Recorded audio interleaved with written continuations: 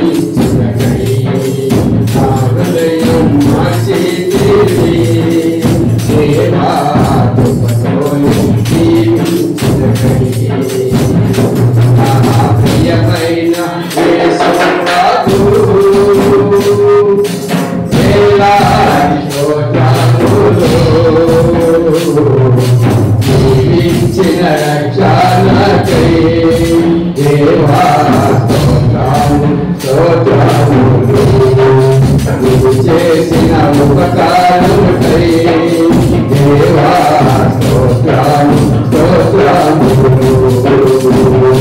నా ప్రియమైన యేసు ప్రభు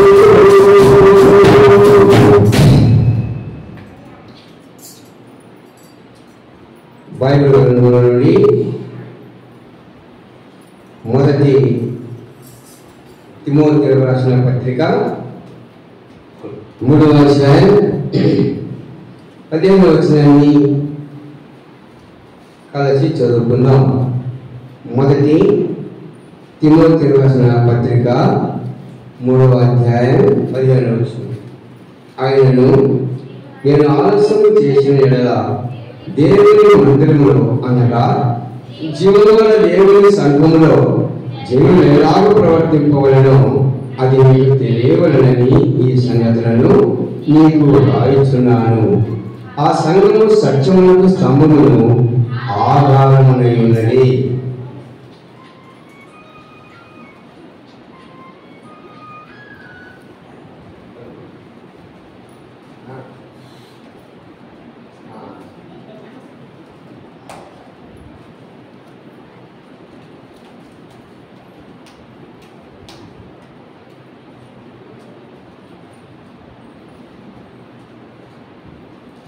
చదవబడిన భాగంలో నుండి కొన్ని విషయాలను తెలుసుకున్నాం. గత కొన్ని వారాల నుండి మనం ఇంకా వస్తున్నాం. జీవం గల దేవుని సంఘములో జీవుడు ఎలాగూ ప్రవర్తించబడింది. పౌలు తిమోతికి రాస్తున్నప్పుడు ఒక మాట చెప్పాడు, నేను రావటంలో ఆలస్యమైతే. అదే పదాన్ని మన హృదయంలో ఒకసారి రిపీట్ చేసుకున్నాం. ఏంటంటే ప్రభు వచ్చేది ఆలస్యమని ఎంచి మనం ఒకవేళ అశ్రద్ధగా ఉంటే ఇబ్బంది పడతాం. ప్రభు ఎప్పుడు వస్తాడో తెలియదు. ప్రభు ఇంకా ఆలస్యంగా వస్తాడులే అని కులికి నిద్రించిన 5 కన్యకలు ఆయన రాజ్యంలో నుండి చేర్చబడలేకపోయారు. యేసు ప్రభు చేరి వచ్చే సమయాన్ని మనం సరిగా అవగాహన చేసుకోలేకపోతే ఆయన దొంగ వల్ల వస్తాడు. ఆయన వచ్చే సమయం ఎక్కడ ఎప్పుడు ఎవరికి తెలియదు. ఈ మాట మనం గుర్తుపెట్టుకొని ప్రభు ఆలస్యం చేస్తాడే అనే మాట మర్చిపోతాం. ప్రభు ఎప్పుడు వస్తాడో తెలియదు, వేచి ఉందాం అనుకోవాలి. కానీ ఆయనే ఆలస్యంగా వస్తాడే, ఇంకా మనం కొంత ఆలస్యం చేస్తాం మన ఆత్మీయ జీవితాలు అంటే మనం ఇబ్బంది పడతాం. అందుకే పౌలు అన్నాడు, నేను రావటం ఆలస్యమని ఒకవేళ సంఘంలో ఉన్న జనులు వాళ్ళు ప్రవర్తించే తెలియక నడుపుంటే నేను వచ్చిన తర్వాత వారి ప్రవర్తన నేను గమనించినప్పుడు వారి ప్రవర్తనలో సరైన అనుభవం కనపడకపోతే ఇన్ని సంవత్సరాలు ఇంత ప్రయాసపడి నేను మీ కొరకు చేసిన ఈ స్వార్థ ప్రయాసం అంతా కూడా వృధా అయిపోతుంది అన్నటువంటి ఆలోచన కలిగినటువంటి పౌరు భక్తుడు వారిని కూర్చొని వారితో మాట్లాడుతున్నాడు. నేను ఆలస్యంగా వస్తానో తొందరగా వస్తానో నాతో మీకు పని లేదు. నేను ఆలస్యంగా వస్తానని మీరు అశ్రద్ధగా ఉండమాకండి. శ్రద్ధ కలిగి ఉండండి, భక్తి కలిగి ఉండండి, భయం కలిగి ఉండండి. నేను మీకు ఏదైతే విశదపరిచి పంపిస్తున్నానో వచనాలు, వాక్యాలు వాటిని గమనిస్తూ జీవించండి అని పౌలు తిమోతిని హెచ్చరిస్తూ పంపించాడు ఆ పత్రిక. అప్పుడు తిమోతి పౌలు బతికి ఉన్నారు, వాళ్ళకి సరిపోయింది ఆ పత్రిక. ఇప్పుడు ప్రభు మన మధ్యలో ఉన్నాడు, మనం బ్రతికి ఉన్నాము. ప్రభు వచ్చే అక్కడ ఆలస్యమని ఎంచి పులికినట్టుగా ఉంటే మనం దేవుని యొక్క ఆత్మీయ అనుభవాలు అనుభవించలేకపోతే మనం వెనకబడిపోతాం. అందుకే మనం ఏం చేయాలి అంటే మనం తెలుసుకోవాలి, దేవుని వాక్య సారాంశాలను మనం తెలుసుకోవాలి, జనుడు ఎలాగ ప్రవర్తించాలో తెలుసుకోవాలి. రండి 2వ అధ్యాయంలోని అదే పత్రిక 2వ అధ్యాయంలో 9వ వచనంలో నుండి చివరి వరకు చదువుకుందాం, అంతే చాలు. ఆ 9వ వచనమే 6 నుండి చివరి వరకు చదువుకుందాం. మరియు స్త్రీలను అనుకోయు స్వస్థ బుద్ధి గల వారై ఉండి తగు మాత్రపు వస్త్రముల చేతనే కానీ జడలతోనైనను బంగారముతోనైనను ముత్యములతోనైనను మిగుల వెలగల వస్త్రములతోనైనను అలంకరించుకొనక. ఇక్కడ ఈ ఒక్క వచనంలో 7 అంశాలు ఉన్నాయి. అవి వరుసగా రాసుకోండి, ఏం పర్వాలేదు. వరుసగా రాసుకోండి 7 మాటలు. నేను క్లియర్గా చెప్తాను, కొద్ది నిమిషాలే. వరుసగా రాసుకోండి, లేకపోతే వరుసగా మీ హృదయంలో నింపుకోండి.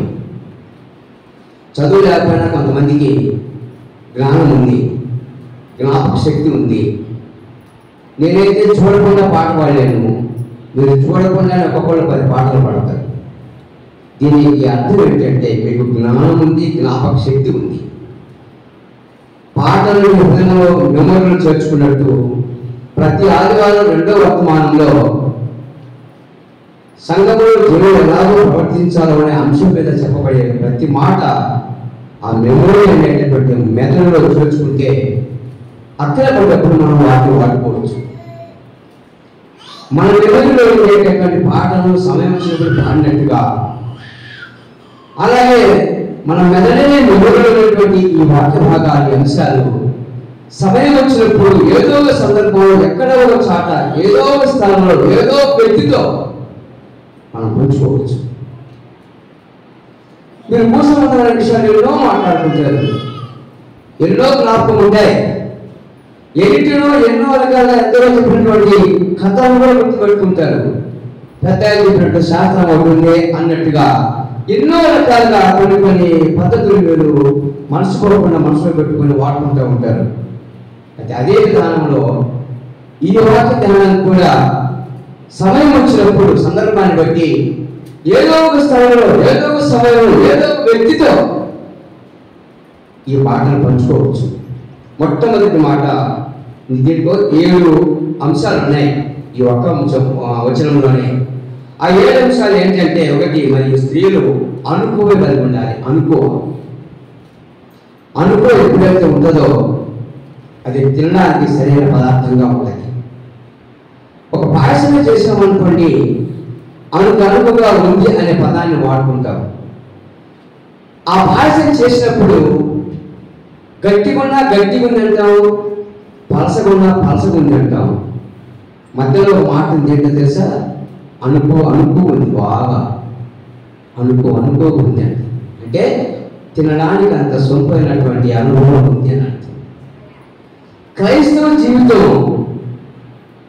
దేవుని సంఘంలో నివసించేటటువంటి జీవులైనటువంటి మనం ఎలా ఉండాలంటే అనుకో అంటే ఒక మాట దాన్ని గుర్తుపెట్టుకోవచ్చు. చల్లగానే ఉండక చెప్పండి ఏమన్నాడు అక్కడ? చల్లగానే ముందు పూర్తిగా ఈ జీవితంలో. రెండవది వెచ్చగానే ఉంది, కానీ నులివెచ్చగా అది అనుకోలేని స్థితి కదా. నువ్వు చల్లగుణాన్ని నేను పట్టించుకోరు, వెచ్చగుణాన్ని నేను పట్టించుకోరు. చల్లని పదార్థాలు కొందరు వాడరు, వెచ్చని పదార్థాలు కొందరు వాడరు. అయితే కొందరు ఏం వాడతారంటే నులివెచ్చని పదార్థాలు, నులివెచ్చని మాటలు, నులివెచ్చని జీవితాన్ని కొందరు అనుభవిస్తుంటారు. ఆ నులివెచ్చని పదం ఎక్కడ ఉందంటే మధ్యలో ఉండేది. మొదటేమో చల్లనితనం ఉంటుంది కదా, రెండోదేమో వెచ్చదనం ఉంటుంది, మూడోది నులివెచ్చనితనం ఉంటుంది. ఈ నులివెచ్చనితనం అనేది మనిషికి ఏం చేస్తుందంటే అవమానం కలిగిస్తుంది, అభ్యంతరం కలిగిస్తుంది, ఇబ్బంది కలిగిస్తుంది, పరువు నష్టాన్ని తెప్పిస్తుంది. అప్పుడు ప్రభు ఏమన్నాడు తెలుసా? నువ్వు నుడివెచ్చగా నాకు కనపడినగా నేను త్వరగా వచ్చి నీ ముఖం మీద ఉమ్మి వేస్తాను అన్నాడు. నువ్వు వెచ్చగా ఉండి నీ జోరు రాను, చల్లగా ఉండి నీ జోరు రాను. నువ్వు నుడివెచ్చగా ఉన్నావంటే నీ ముఖం నేను ఉమ్మి వేస్తాను అన్నాడు. ఇది అనుకోలేని స్థితి. అనుకోవడం కలిగి ఉన్నామంటే నీకు ఇబ్బంది ఉండదు. ఇది మొదటి మాట. ఎవరంట? స్త్రీ అనుకోవడం. రెండో మాట స్వస్థ బుద్ధి. ఏ బుద్ధి అంట? స్వస్థ బుద్ధి. బుద్ధికి కూడా రోగం ఉందట. మీరు అనుకుంటారు మనిషికి రోగం, శరీరానికి రోగం, కాలికి, కంటికి, చేతికి, అవయవాలను తేలిపోవడానికి రోగం. అది నడుములో ఉండొచ్చు, మెడలో ఉండొచ్చు, తలలో ఉండొచ్చు, శరీరంలో అవయవాలో ఉండొచ్చు రోగం. అయితే పౌలు చక్కగా చెప్పాడు, శరీర సంబంధమైన రోగం నీకు ఉన్నప్పుడు నువ్వు ఎంత బాధపడతావో నీకు తెలియకుండానే ఒక మరణం ఉంది దాచి, అది నేను తెలియపరుస్తానన్నాడు. నీకు స్వస్థ బుద్ధి ఉండాలి. ఏ బుద్ధి ఉండాలి? నీ బుద్ధిలో స్వస్థత ఉండాలి, అంటే ఆరోగ్యం ఉండాలి. బుద్ధికి కూడా జబ్బు ఉన్నదట. ఏంటి ఆ జబ్బు అంటే, తక్కువైన కుమారుని విషయంలో తండ్రి ఒక మాట తెలియపరిచాడు. ఏంటి ఆ మాట అంటే, వానికి బుద్ధి వచ్చినప్పుడు అనేది బైబిల్లో. ఏమొచ్చినప్పుడు? బుద్ధి వచ్చినప్పుడు అంటే బుద్ధి మంచిదైనప్పుడు అని అర్థం. బుద్ధి మంచిది అంటే అర్థం ఏంటంటే బుద్ధిలో అనారోగ్యం లేదు అని అర్థం. బుద్ధి ఎలా ఉందంటే స్వస్థత చేకూర్చబడింది అని అర్థం. అంటే అంతకుముందు తప్పిన కుమారుని బుద్ధి అనారోగ్యంగా ఉంది, అనాలోచనగా ఉంది, మరి బలహీనంగా ఉంది. తన జీవితంలో బుద్ధి చాలా తప్పిపోయింది. బుద్ధి లేని కుమారుడు అని మొదట రాస్తాడు అక్కడ. అందుకని ఇందాక చెప్పాను, బుద్ధి లేని కన్యకలు ఉంది. బుద్ధి లేని అంటే అర్థం ఏంటంటే బుద్ధిలో స్వస్థత, ఆరోగ్యం లేదు. చాలా మంది బుద్ధి బలహీనంగా వ్యాధితో నింపబడింది. వ్యాధి అంటే మూలుగుల, రోదన, వేదన, శాంతి లేని అనుభవం. అందుకే మానవుని బుద్ధిలో ఏమి లేదు అంటే ఆరోగ్యం లేదు. ఆరోగ్యం, బుద్ధిలో ఆరోగ్యం లేదు. అందుకే పౌలు అంటాడు, నేను మీ మధ్యకు వచ్చే సమయంలో సంఘంలో వాక్యం వింటున్న నీలో ఉన్న బుద్ధి ఎలా ఉండాలంటే స్వస్థత బుద్ధి. రెండో మాట, మూడో మాటకు వద్దాం దయచేసి దేవుని వాక్యంలో చూడండి. స్వస్థత బుద్ధి గల వారై ఉండి తగు మాత్రపు వస్త్రములే అన్నాడు. ఏమన్నాడు? తగు మాత్రపు వస్త్రములే. వస్త్రాల్లో కూడా విపరీతమైనవి, అలిమి కానివి, మన మనసుకు నెమ్మది లేనటువంటి అనుభవం తీసుకొచ్చేటటువంటి విలువైన వస్త్రాల కోసం మనం ఇప్పుడు కూడా ప్రయాసపడబోతుంటాం. దేవుని యొక్క మందిరానికి వచ్చేటప్పుడు ఎలా ఉండాలా అంటే మనం కట్టే వస్త్రం, మనం కోరుకునే వస్త్రం, మనం కొనుక్కునే వస్త్రం, మనం ధరించి ప్రజల్లో తిరుగుతున్నప్పుడు మనం ఒంటి మీద ఉన్న వస్త్రం ఎలా ఉండాలంటే తగు మాత్రముగా ఉండాలి. అది అంత బలహీనమై ఉండకూడదు, అంత బలమైనదిగా ఉండకూడదు. కారణం ఏంటంటే వస్త్రం మలిన ఉన్నా, బలమైనవై ఉన్నా, చిరిగి ఉన్నా పేదల కింద లెక్కేస్తాడు.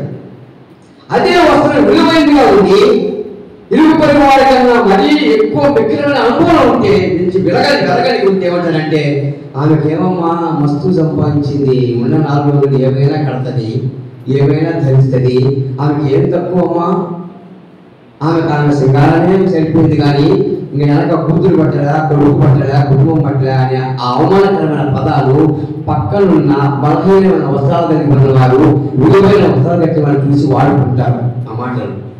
అందుకే ఎదుటి వారికి మనం ఎలా కనపడిందంటే మనం కట్టుకున్న వస్త్రము అది అనుభవంలో అది సరైనటువంటి, అది శ్రేష్టమైనటువంటి మంచి ఇతర వారికి మంచి మనసును అనుభవించేటటువంటి వస్త్రంగా మన దగ్గర ఉండాలంట.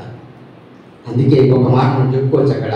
ఆ వస్త్రాల కాడికి మనం వస్తే గుర్తు చేసుకుంటే భగవద్గీతలో ఉంది, కానీ చెప్పాల్సిన పని లేదు, చెప్తాను. ఏమంటే తెల్లని వస్త్రాలు కట్టుకోవాలా అంటాడు.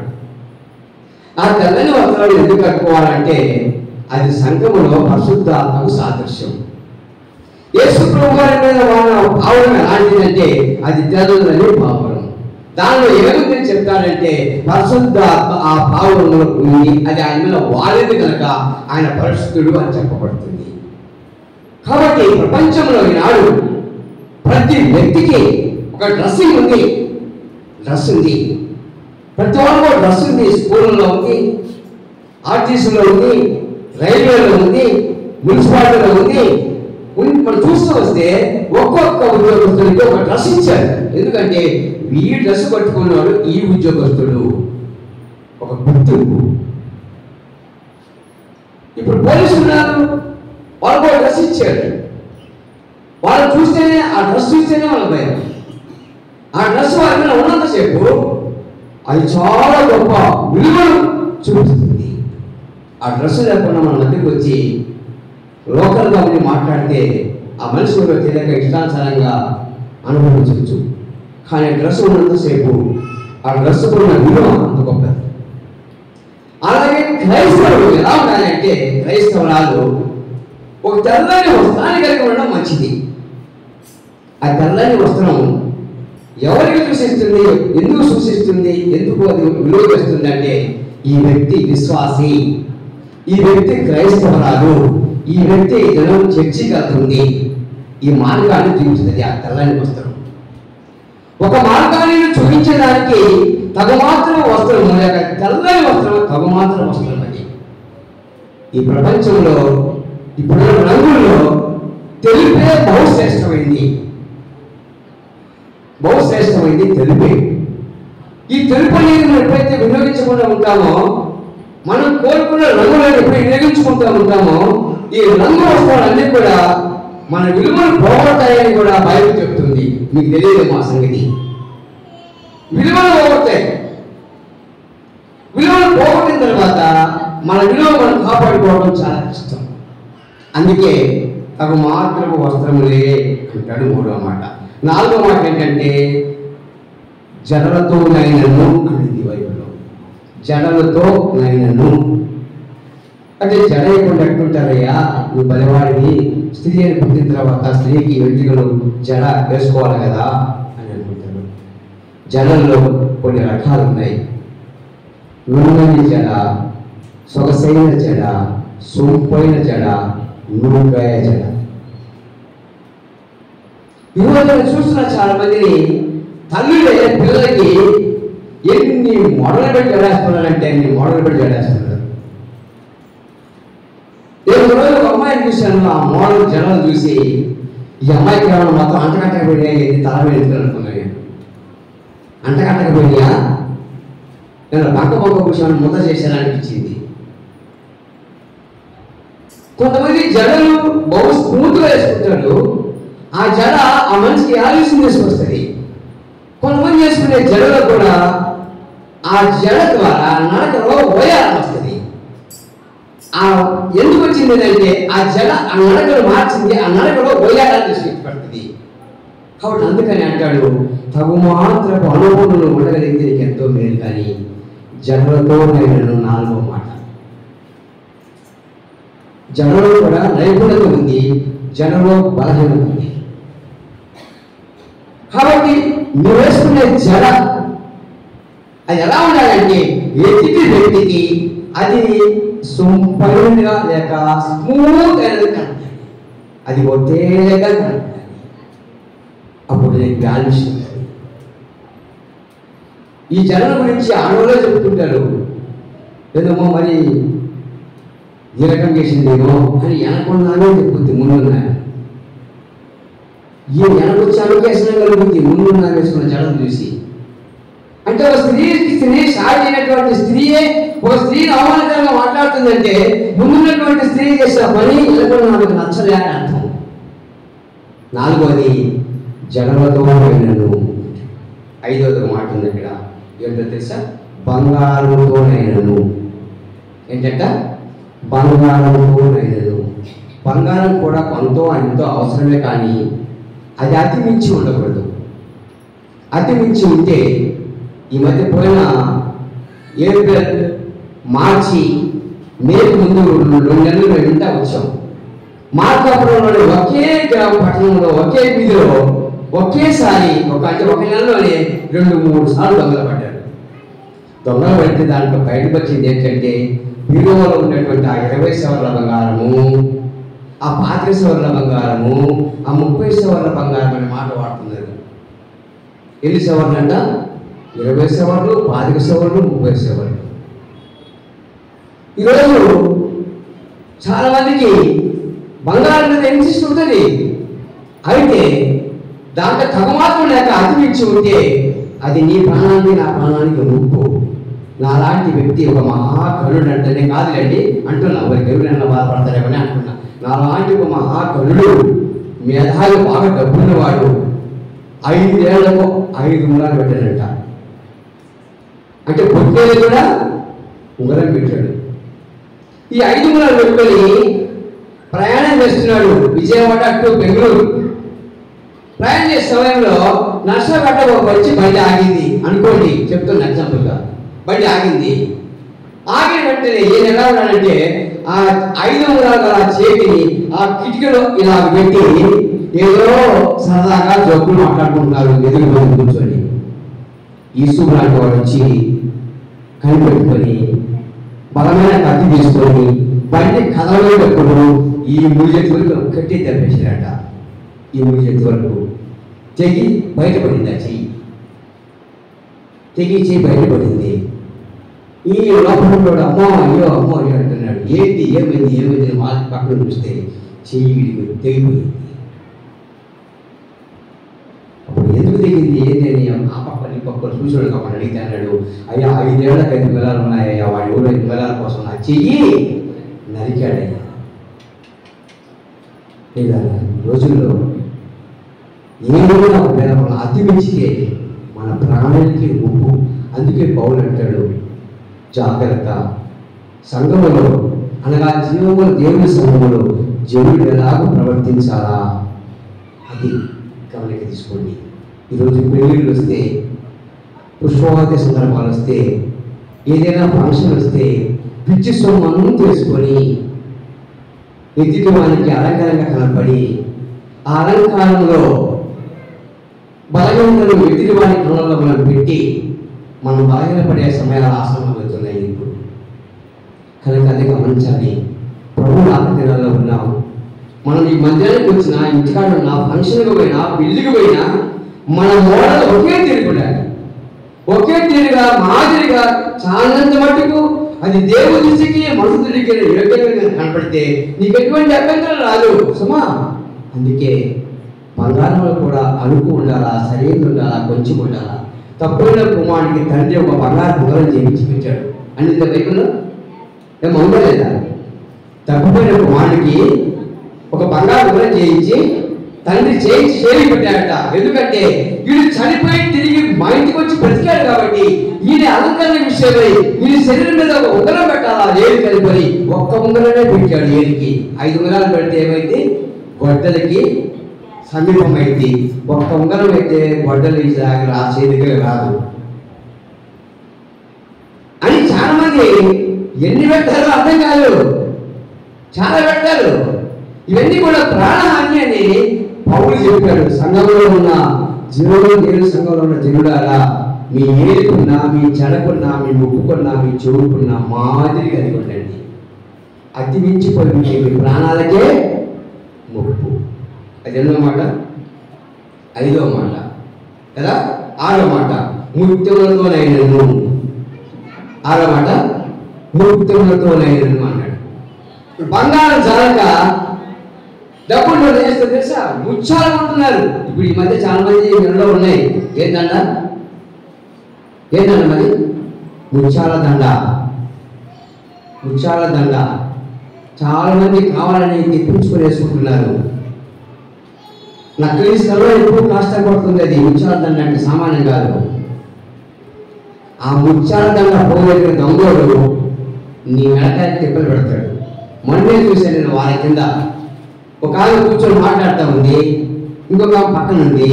ఒక ఆయన వచ్చాడు, అమ్మ మాకు అసలు మంచిది ఇస్తావా అన్నాడు. మంచిది ఇద్దామని అడుగుడికి మంచిది తెద్దామని తల అతి తిప్పి లేకపోయింది. మంచిది తెస్తామని తల అతి తిప్పి లేకపోయింది. ఆ వ్యక్తి ఎవరు తెలియదాలకు అటు తల తిప్పింది, లేకపోయింది. వెంటనే చేయి పెట్టాడు, లాగాడు, తగ్గించాడు. అంటే ఏముంది? ఆయన మెడలో ముత్యాల దండ ఉంది. ఆ దండ పట్టుకున్న వాడు గట్టిగా లాగాడు, మెడంతా మంట పుట్టింది. వాడు పరిగెత్తాడు, ఈ మంట అమ్మో నా ముత్యాల దండ, నా ముత్యాల దండ అని. దేవుడి దయ వల్ల మెడ అనక తెగడ, ఆ మెడ అంక కాసుకొని ఉంది. ఎందుకంటే అతి మించిన వస్తువు మన దగ్గర ఉంది, మన ప్రాణానికే ముప్పు. చూడండి 7వ మాట ఉంది. ఏంటి ఆ మాట అంటే, ఏంటి ఆ మాట? ముత్యములతో నేను మిగులు వెలగల, వస్త్రములతో నేను అంది. మిగులు వెలగల, వస్త్రములతో నేను.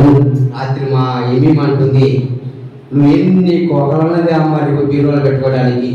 ఇప్పుడు మాత్రం ఒక్కటి దేవాలను మార్గంలో 2500 రూపాయలు ఉండాలంట. ఎంతట? 2500 రూపాయలు చీర కావాలంట మా ఎమ్మెకి. పట్టుమని చేస్తే అద్దడు లేదు అమ్మాయి, అద్దడు లేని అమ్మాయికి ఎంత కావాలంట? 2500 రూపాయలు చీర కావాలంట. ఇంకా మా భార్య ఒక మాట రాత్రి, పిల్లోడికి ఏమో చాలా ఎక్కువ అవుతాయి, పిల్లకేమో చాలా తక్కువ అవుతాయి. కాబట్టి ముందు పిల్లోడికి ఇప్పించి తర్వాత పిల్లకి తీయాలంటే అర్థం ఏంటంటే, పిల్లోడికి 2 పిల్లలకి ఇస్తే పిల్లకి 6 వేలకి తీయాలని అర్థం. అందుకే ఆ చీరలో కూడా కొంత ఇబ్బంది ఉంటుంది మనకు. వెలగల వస్త్రాలతో, విలువైన వస్త్రాలతో, శ్రేష్టమైన వస్త్రాలతో జీవించాలి మనిషి. అతి మించిందల్లా మనకు అలసాట్లే. మనకి ఎంత ఓవరాక్షన్ వస్తుందో మనకు అంత అలసాట్లే. రండి ఒక్క మాట చూపిస్తా బైబిల్లో నీకు. 2వ రాజుల గ్రంథము 9వ అధ్యాయం. 2వ రాజుల గ్రంథము 9వ అధ్యాయం. బైబిల్లో వాక్యము ఎవరికైనా అవసరమే. ఒకళ్ళకనేం కాదు, వాళ్ళకనేం కాదు, వీళ్ళకనేం కాదు. కానీ అమ్మ దేవుని మందిరంలో ఉండే మనందరికీ అవసరమే. మనం ఉన్నది ఎవరు అంటే జీవము గల దేవుని సంఘంలో నివసించే జనులు. మనం ఎలా ఉండాలి, ఏ విధంగా ఉంటే బాగుంటుంది చూడండి. 9వ అధ్యాయము చాలా చక్కగా రాయబడుతుంది. 2వ రాజుల గ్రంథంలో 9వ అధ్యాయంలో 30వ వచనం. యెహోవా యెజ్రెయేలు ఊరికి వచ్చిన సంగతి యెజెబెలునకు వినబడెను గనుక ఆమె తమ ముఖములకు రంగు పూసుకొని శిరోభూషణములు ధరించుకొని కిటికీలో కన్నా కనిపెట్టుచుందంట. ఎవరైనా యెజెబెలు. ఈ పేరు గుర్తుపెట్టుకోండి, బాగా మర్చిపోవాలండి. ఏం పేరు? యెజెబెలు. ఈ యెజెబెలు ఎలా ఉందంటే తన మేడగది పైన కూర్చుంటుంది. ఎట్లుందంటే ముఖానికి రంగు వేసుకుందంట బాగా నీట్గా. దాన్ని డ్రెస్సింగ్ అంటారా ఏదో అంటారండి. దాంట్లో ఆమె ముఖానికి చక్కగా రంగు వేసుకుందంట. మన మధ్యలో ఉన్నట్టు మా మనవడు నష్టపడ్డాయి వాడు నల్లగా ఉన్నాడని ఈ మధ్య ఏదో కొంచెం చిన్న చిన్న రకమైన బోటలు తెచ్చి పూసారంట మా నమ్మడు. వాడిని లేపుతా నిలబెడతా చూడండి మీరు. అది వరకే నల్లటువంటి భగవంతులా ఈ ఎట్టారం కదా నేను అనుకుంటుంటే ఎర్రగా కావాలండి. ఆ మగ పిల్లడికి ఆ ముఖానికి రంగు పూసే వరకు అది ఆకుపచ్చ రంగు తిరిగింది. నల్లటి సేపు పోయి ఆకుపచ్చ రంగు తిరిగింది. అది ఎండపుత్రం చూస్తే నిగనిగా వెలుస్తుంది.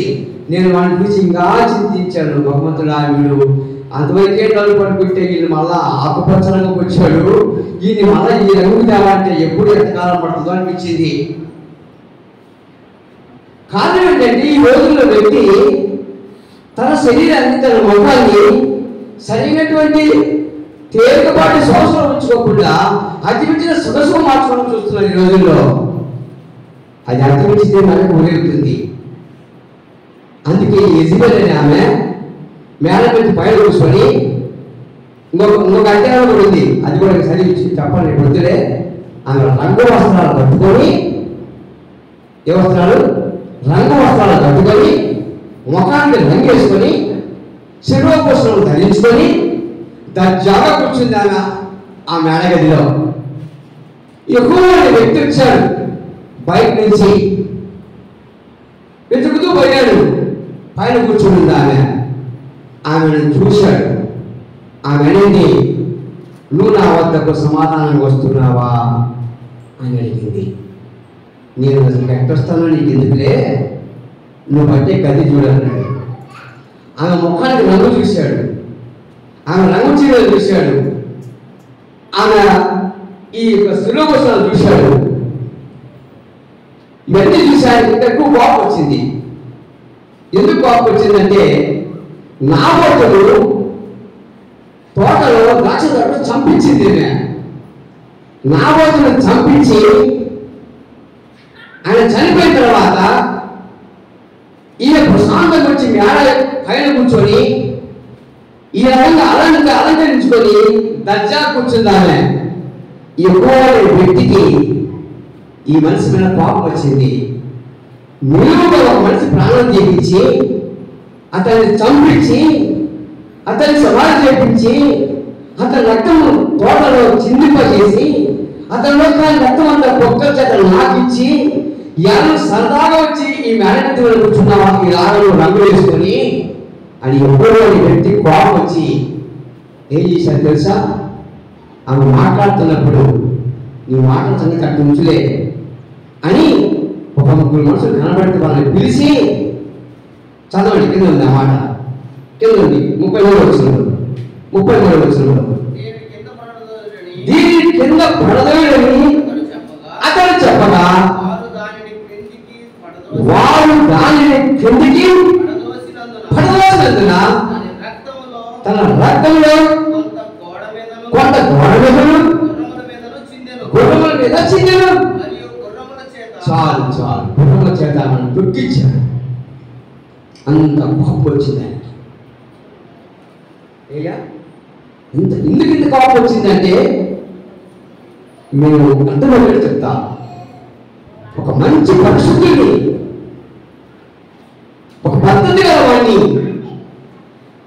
ఒక ప్రభు బిడ్డను ప్రాణం జీవించి ఆస్తి కోరి అతన్ని చంపించినందుకు ఈ యెహోవా అనే వ్యక్తికి బాధ కలిగింది. దీనికి నేను ఒక మాట చెప్తాను. యేసు నమ్ముకున్న నీవు, నేను తిమోతి పత్రిక 2వ అధ్యాయమైనటువంటి ఆ వాక్యం ఇందాక చెప్పిన వాక్యాల ప్రకారంగా నువ్వు సరైన అనుభవం లేకపోతే, నిన్ను ప్రేమించిన దేవుడు నిన్ను చూసినప్పుడు నువ్వు సరైన అనుభవం కనబడకపోతే, రేపు నీ గతి కూడా ఇదే, నా గతి కూడా ఇదే. యెహోవా కోపం వచ్చింది. ఒక మంచి మనిషిని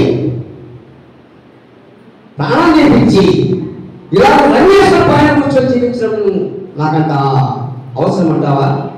నిన్ను చూసి నాకు కోపం వస్తుంది, నిన్ను కిందికి తోపించి చంపించేస్తానని పైనుంచి మనుషులతో కిందికి తోపించి పడిపోయిన తర్వాత రక్తమంతా గుర్రం మీద గోడల మీద పడిపోయిన తర్వాత ఆ మిగిలిన దేహం మీదకి గుర్రంతో ఆయన ఎక్కి గుర్రం మీద గుర్రంతో తొక్కించి ఆమెను చిత్తు చేశాడు ఆ శవాన్ని.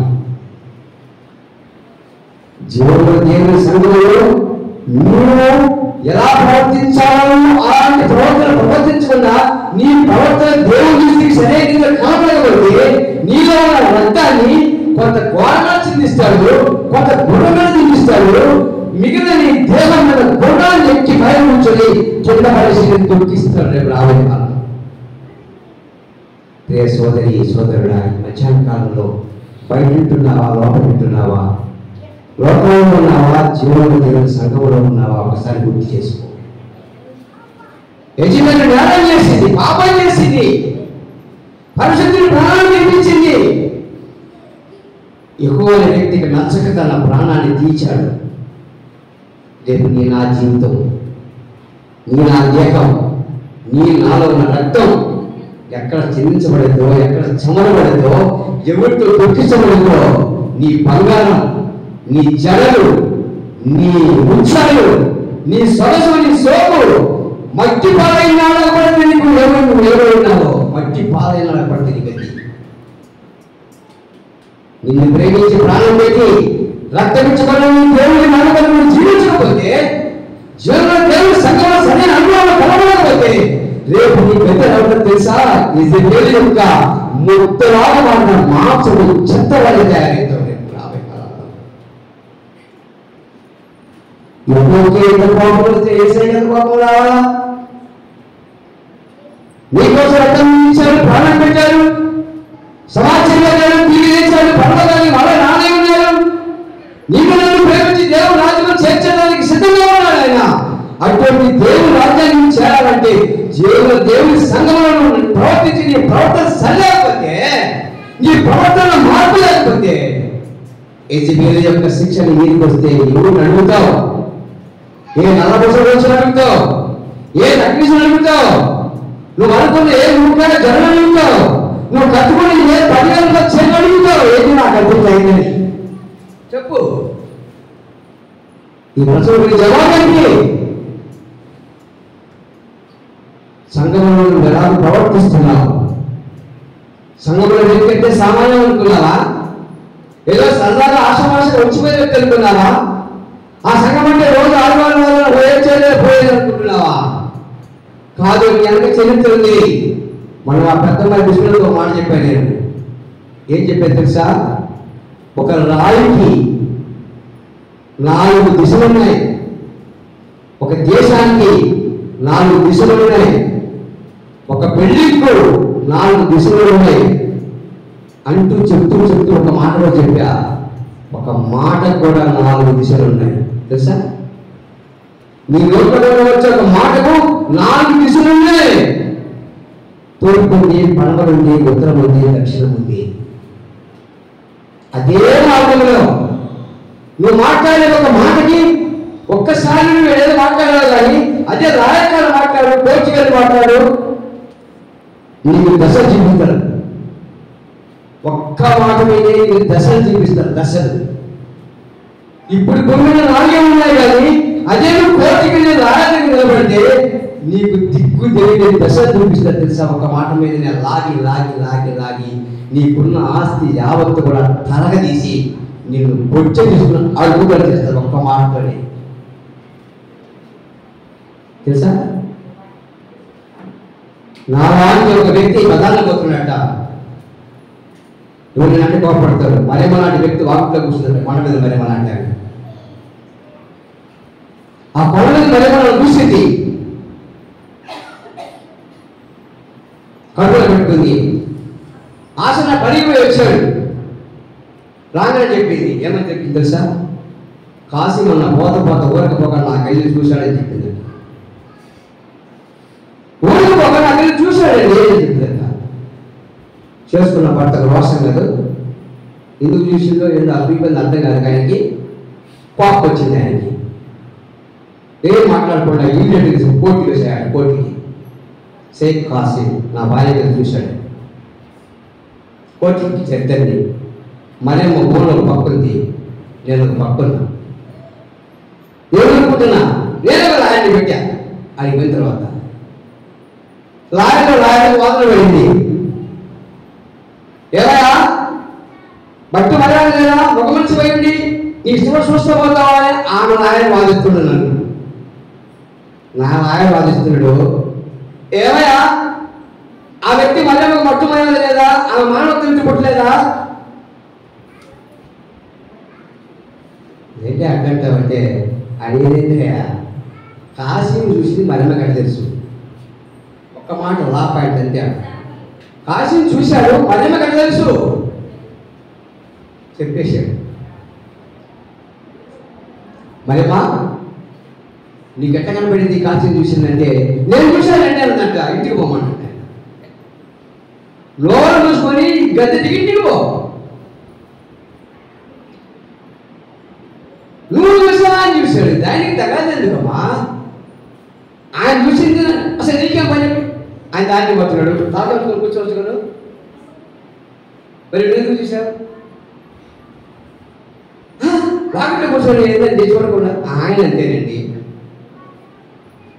కేసు ఫెయిల్ అయిపోయింది. ఒక్క మాట కానీ అతనే మాటకు దిశలు ఉంటాయి తెలుసా. జీవములు దేవుని సంఘంలో జీవించే వ్యక్తికి దేవుని వాక్యం వెలువడుతుంది.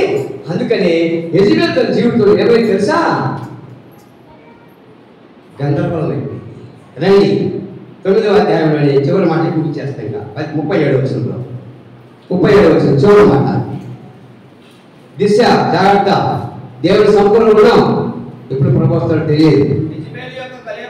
యెజబెల్ యొక్క కళేబరం ఇశ్రాయేలు భూభాగమందున ఆదిగో ఏమైపోతుందట,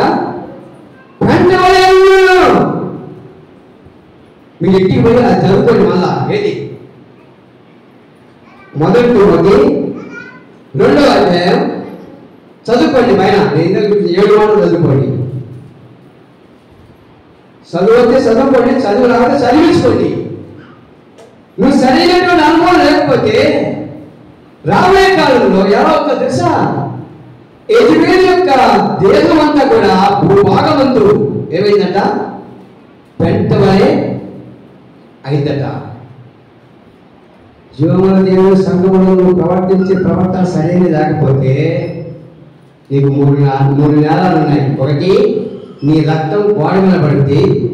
2, నీ రక్తం గుర్రాల మీద పడుద్ది.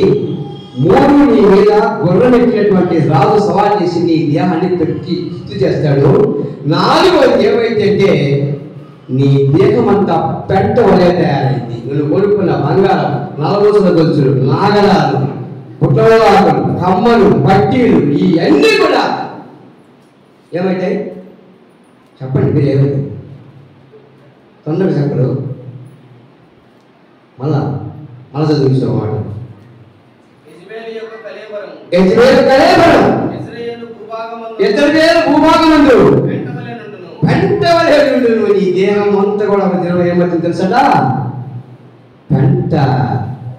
ఇప్పుడు నువ్వు పెట్టుకున్న ఆరోగ్యానికి నీ జీవితాన్ని సాతానికి అప్పగించేవే, నువ్వు కాందాన్ని అభిగాంధాన్ని అనుభవించి సంతోషిస్తున్నావే, దానికి బదులుగా భూమి మీద నీ శవము ఒక గంటగా మారిపోద్దట. అది నీకు తెలియదు. చచ్చిపోయినాక ఎవరికి తెలుసా? చచ్చిపోయినాక ఎవరికి తెలుస్తుంది? చచ్చిపోయినాక ఏం తెలుస్తుందో నీకు తెలియకపోతే అందుకే ముందే దేవుని వాక్యం చెప్తుంది. నువ్వు చచ్చిపోయిన తర్వాత సరైన రీతిలో జీవించుకుని చచ్చిపోతే నీ దేహం ఎక్కడుందట? వెంట వరే. చదువు తర్వాత భాగం అని తన సేవకుడును ఏలియా ద్వారా యెహోవా సెలవిచ్చిన మాట చొప్పున ఇది జరిగింది. ఎట్లా జరిగిందంట? తిస్బీయుడు అయినటువంటి ప్రవక్తకు ఏలియా నోట వచ్చిన ఈ మాట దాని ప్రకారంగా జరిగిందంట. అంటే ఒక ఏలియా అనే ప్రవక్త ముందే ప్రవచించాడు.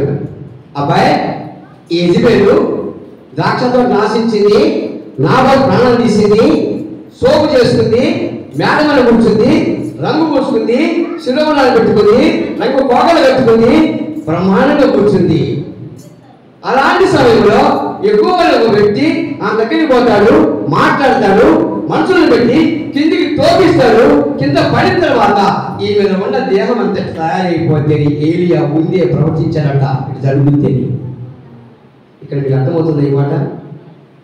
ఏలియా ఎప్పుడు ఉన్నాడో మనకు తెలియదు, యెజెబెలు ఎత్తు మనకు తెలియదు, ఎక్కువ అంటే మనకు తెలియదు.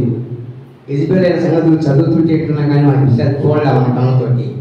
ఇప్పుడు నేను చెప్తున్నా, యేసు మన మధ్యలో ఉన్నాడు. ప్రభు, మనం ప్రభు సంఘంలో ఉన్నాం. మీ మధ్యలో నేనున్నాను. నాకు దేవుడు వాక్యం చెప్పిన అధికారం ఇచ్చాడు. నన్ను యెహోవా అనుకుంటారా, సేవకుడు అనుకుంటారా? అంటే యెహోవా అనే వ్యక్తికి యెజెబెలు చూడగా కోపం వచ్చి ఈ చరిత్ర జరిగింది. జరుగుతుందని ఏలియా ప్రవక్త చెప్పాడు. ఇప్పుడు ఎవరు చెప్తున్నారు? యేసు ప్రభు మన మధ్యలో కనపడలేదు, కానీ సంఘంలో ఉన్న నీతో ప్రభు హెచ్చరిస్తున్నాడు. ఇప్పుడు అమ్మ, రాబోయే కాలంలో లేఖనం ప్రకారంగా జీవించకపోతే నీ దేహము 2వ రాజుల గ్రంథము 9 ప్రకారంగా 37 ప్రకారంగా నువ్వు ఒక రోజు మట్టి అయిపోయే కాలం వస్తుంది. కాబట్టి నువ్వు కోరుకునే మొత్తం మట్టి పాలవుతాయి. కాబట్టి అందుకే నువ్వు జీవించిన కాలం మాదిరిగా, క్రమముగా, భద్రంగా, భయంగా జీవించు. నువ్వు ఎక్కడ ఉన్నావు తెలుసా? తెలంగాణలో లేవు, పండగలో లేవు, ఫంక్షన్లో లేవు, పెళ్ళిళ్ళలో లేవు. జీవులు దేవుని సంఘంలో ఉన్నావు. ఎక్కడున్నావు? జీవుగా దేవుని సంఘంలో ఉన్నావు. నీలాంటి వారు స్త్రీలు అందరూ బయట ఉన్నారు. ఇప్పుడు నువ్వు ఎందుకు వచ్చావు ఇక్కడికి? వాక్య ప్రభుత్వంలో నేను సరి చేసుకుని చక్కపరుచుకుని రక్షించబడి మందిరానికి వచ్చావు. ఇప్పుడు సంఘంలో ఉన్నావు. కాబట్టి ప్రభు అంటున్నాడు, జాగ్రత్త సుమా. నేను నా రాకడ ఆలస్యమని మీరు ఏమన్నా మీ ఇష్టం వచ్చినట్టు వేసారేస్తారేమో. ఈ ఎద్దు ఈ 2వ అధ్యాయంలో 4 ప్రకారంగా ఇప్పుడు తగు మాత్రం కాక మించిన మొత్తం ఏసం కింద లెక్కే. ఈ ఏసం వేసుకున్న యెజెబెలు ఏమైంది? చివరకు మట్టి పాలైపోయింది. ఆ దేహం అంతా ఇంకా మట్టిలో పెట్టలాగని ఆ భూభాగంలో ఆ దేహం అంతా గుర్రం వేసి తొక్కితే ఆ గుర్రం కింద కాళ్ళ కింద నలిగిన తర్వాత ఆ దేహంలో రూపంతా పోయి, ఆ రంగు అంతా పోయి, ఆ శిరోభూషణాలు పోయి, ఆ రంగు చీరలు పోయి, ఆ తెలుపు నలుపు రంగు పోయి, నేను చెప్పినట్టుగా ఆకుపచ్చ రంగు పోయి, ఏ పచ్చ రంగు ఏమైందంట చెప్పండి? ఈ దేహం అంతా మట్టి రంగు మారిందంట. వాక్యంలో ఒక్కటైనా తీసేయబడదు తెలుసా? ఆకాశం గతిస్తుంది, భూమి గతిస్తుంది, కానీ నా మాటలు గతించమని బైబిల్లో ఉంది. ప్రభువు మనతో హెచ్చరిస్తున్నాడు. ఇప్పుడు మధ్యాహ్న కాలంలో నా సహోదరి, నా సంఘమా, నా సంఘంలో ఉన్న నా జనమా, నా బిడ్డ, నా కుమారుడా, నా కుమార్తె, అనుభవం గల, మర్యాద గల, పద్ధతి గల, భయభక్తులు కలిగి నువ్వు నాకు ఇష్టమైనదిలో బతుకు. నీ దేహం మార్చబడుతుంది, ప్రలోకాలు చేర్చబడుతుంది.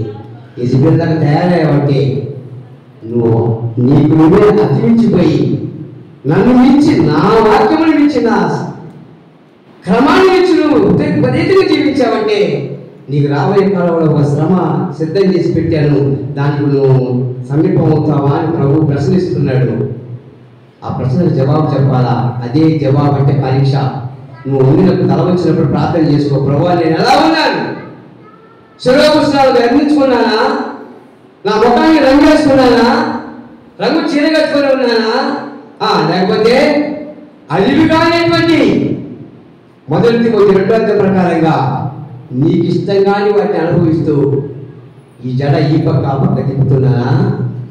అయితే దీన్ని బట్టి రేపు రాబోయే దినాన్ని ఏముందట, మధ్య